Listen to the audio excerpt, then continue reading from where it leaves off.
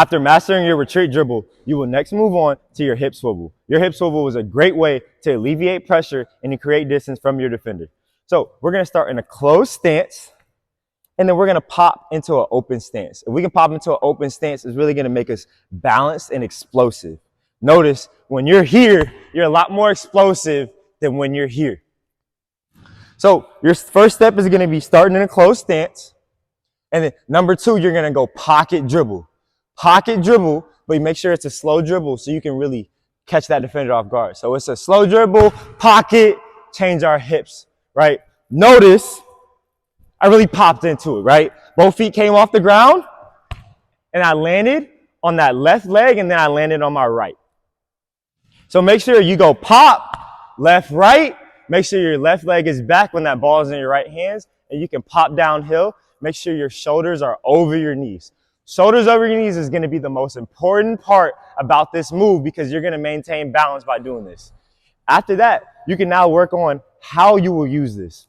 So if you have a defender really close to you and you're dribbling and you go hip swivel, it's going to create so much space because they're not going to know which way you're going, right? Because you have options out of this position.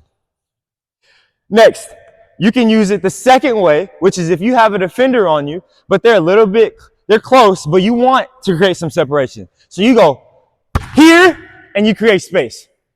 So back to the first way.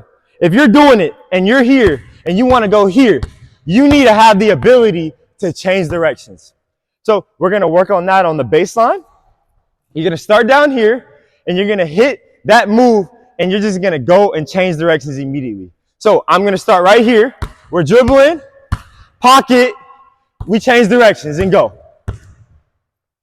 You're going to hit that over and over again and make sure you're low, balance, 1, 2, change directions.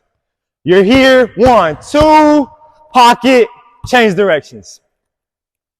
After you master that, you will next move on to really creating space with it. So we're here and we're going to go pocket and go back. So we're 1, 2, 3, pocket, create space.